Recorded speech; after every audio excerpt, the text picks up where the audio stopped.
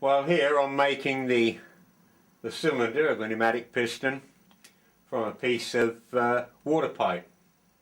I like machining this sort of stuff, this and gas pipe. It's so easy to machine with really sharp tools and there's no coolant required. But in order to part something like this off, it's quite an overhang, and you'll always, no matter how tightly you try and tighten it up, there'll be a certain amount of whip on the end. So it would be a dangerous operation to try and part this off so much overhang.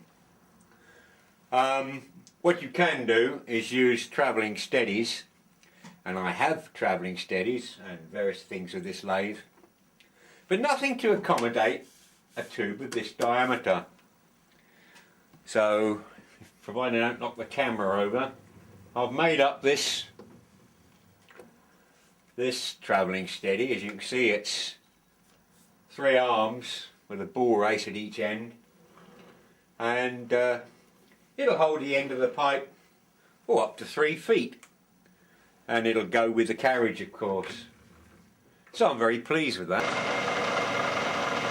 It's now just a simple matter of adjusting each individual arm till the whole thing is running concentric.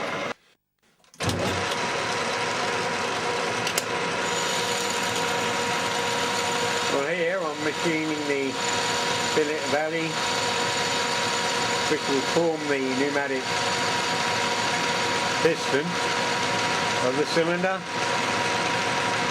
and it's turning out quite nice.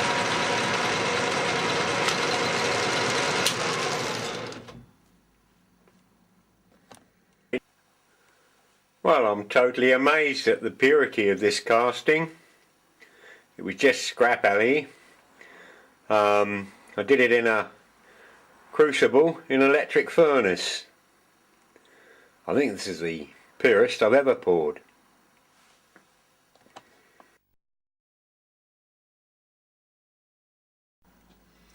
Here's a very simple tip. Apologies if I'm teaching grandma to suck eggs, but I find this one handy. It's important to get the lathe tool at the correct height. You can line it up with the centres of the lathe, but this may not be convenient if you've already got work in the lathe between centres and have just reground the tool. Well, this simple one, as I did say it was simple, is to machine yourself up a little block of brass or material to exact machine tool height, and you can use this any time to set up the tool height. Okay, I did say it was silly, but that's the most valuable piece of metal on my lathe.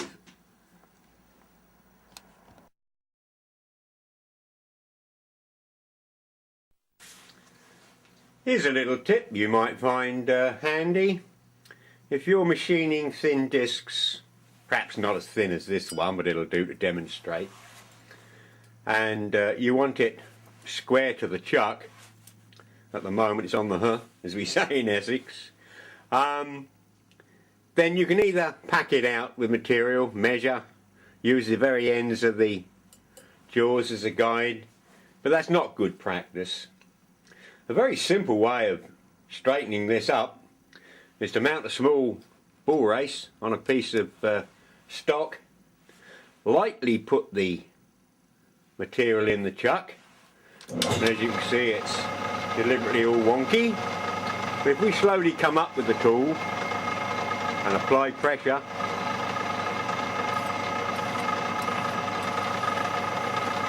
then back off, stop the chuck, tighten up, we'll find it's 100% square. Job's a good one.